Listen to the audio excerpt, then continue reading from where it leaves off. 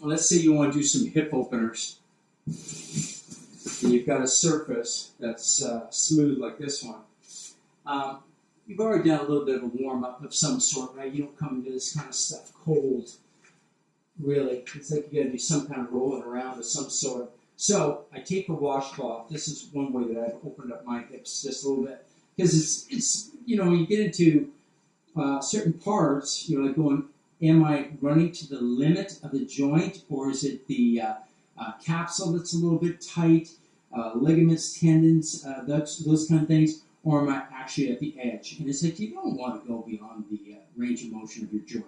So I have my left knee come on top, bring myself down the center of the mat like this. Now I can get my left hip pretty close, and I just bring that left knee up towards the left elbow for 1 and 2. Now let's say this is just so unbelievably uncomfortable, or I feel super insecure. I can always take something and put underneath the left hip, right? I can have something underneath the left hip, underneath the pelvis, and then that gives me this kind of support, and it's a little bit more comfortable if you had a rolled up towel, and some of you guys have those little yoga mats. So I just open up that hip just like this, very, very passive. There's a machine that you can buy that will help you with this. It costs you about $5,000. Now, if my foot is sticking up, I want my foot up off the mat because I have my foot flexed back. I don't want this to be passive.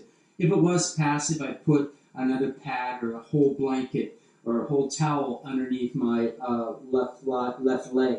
And so I've got my left foot flexed back, bringing it for 1, 2, 3, 4, 5, 6, 7, and 8. And I'm not doing long holds here if I'm going to do anything where I need to be super active. The only time I'm going to do a long hold up here like this is if I'm going to go to sleep or if I'm going to do nothing else for the rest of the day. Because it's like this is really going to kind of open up that hip. Hanging a hold here, breathing in, breathing out. Good. And so you could do that for minutes, something like that. And that won't do any real deep stretching, but if you hold it for 3 or 4 minutes, that's when you're going to get something. All right, again, same thing the other side. Each side is going to be different too. Got my foot flexed back. Right hip is as close to the mat as I can get it. Yeah, just 1, 2. I get a big clunk in the hip on this side. That'll probably go away. 3. Right foot is flexed back. 4, 5, 6. I'm getting that right hip as close as I can to the mat. 7.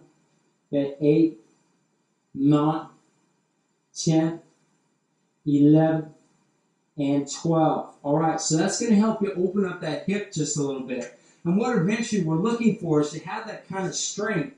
So when we're doing the work, when we're down, you have that left hip hovering and that left knee is coming up towards that left elbow. Now, that ties into your left hip. This is just giving you that freedom for the range of motion, because eventually we're going to look to have this, right? This is what we're looking for. And then eventually you can have that left leg pulse up and down like we do. As awkward as it looks and as awkward as it feels, it's still really good work. Belly's pulled flat. So that's what you're looking for, is to have this kind of mobility, just like that. Belly's pulled in.